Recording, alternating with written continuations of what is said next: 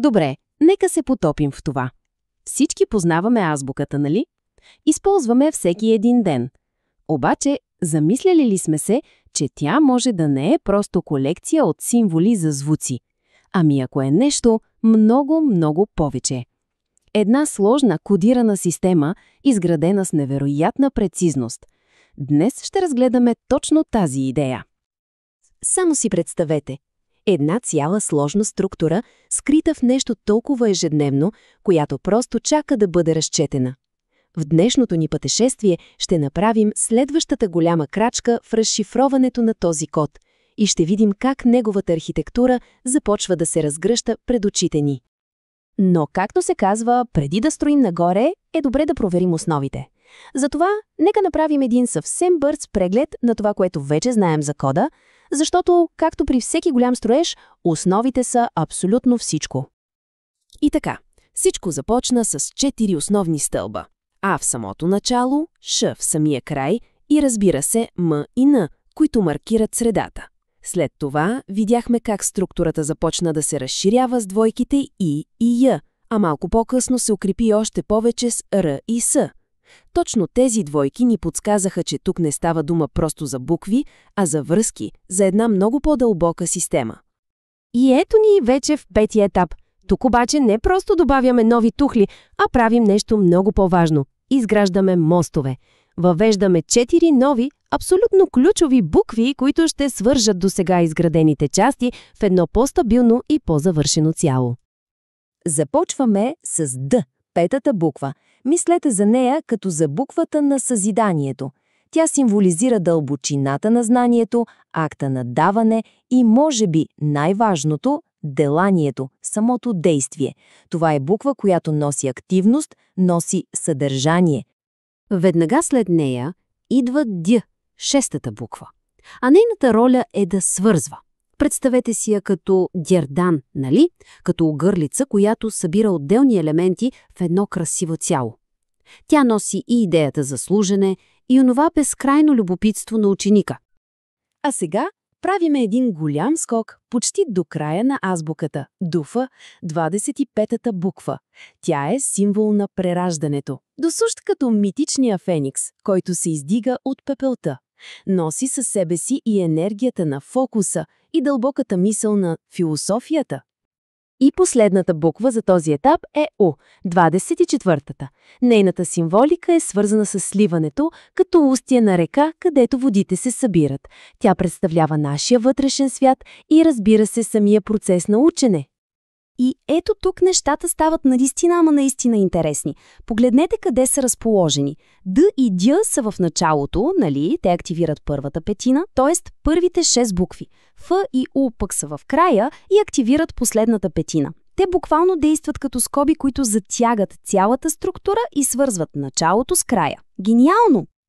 Само че тези 4 букви са много повече от мостове. С тях не просто запълваме някакви празнини. О, не! С тях създаваме изцяло нова мрежа от връзки. Една нова паяжина от значения. Хайде да видим как точно работи тя. Вижте сега. Тези 4 букви могат да се комбинират по 12 уникални начина. Погледнете таблицата. Всяка двойка, да кажем ду или уд, не е просто сбор от 2 букви, а създава изцяло ново значение, нова вибрация. Например, ду може да се тълкува като духът на ума, докато уд е нещо съвсем различно – удар. Само си представете какви възможности се крият тук. И все пак, тези 12 двойки са само върхът на айсберга. Те са част от една грандиозна система, съставена от общо 78 такива силови двойки. А числото 78 съвсем не е случайно. То е сборът на първите 12 естествени числа. Това е един много силен намек, че цялата структура е проектирана да се разгърне в 12 ключови фази. След като видяхме как се добавят нови елементи, мисля, че е време да погледнем отгоре. Време е да разкрием архитектурния план, който стои зад целия този сложен код. И тук виждаме гениалността на плана. Не става дума за случайност, става дума за чиста математика. Целта е да се интегрират 28 от всичките 30 букви. Методът – въвеждането им на етапи. А формулата е проста, но толкова елегантна. 7 етапа по 4 нови букви. Резултатът точно 28. Това не е еволюция, това е преднамерен дизайн. И така, стигаме до финала. До най-мистериозната и може би най-важната част от целия код. Вече 28 букви са вплетени в системата, но остават 2, които трябва да завършат цялата картина. Какво се случва с тях? И тук е последната, голямата загадка. Какво се случва с буквата Ш, която стои сама, самия край?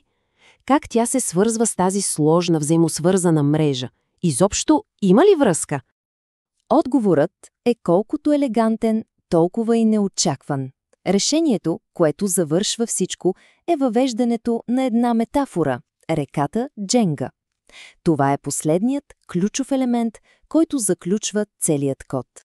Тук е ключово да се разбере, че тази река не е истинска. Тя е метафора.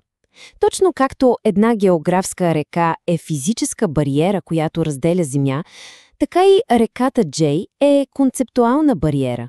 Тя е енергийна граница, един поток, който разделя и по този начин всъщност дефинира това, което е от другата й страна. И ето го брилянтният финален штрих. Тази мистична река не просто изолира буквата Ш, тя я издига. Като я отделя, реката й придава специален статут, превръща Ш в пазител на края, в последния бастион на кода, който получава своето върховно значение, именно защото е отделен. И така, картината е пълна.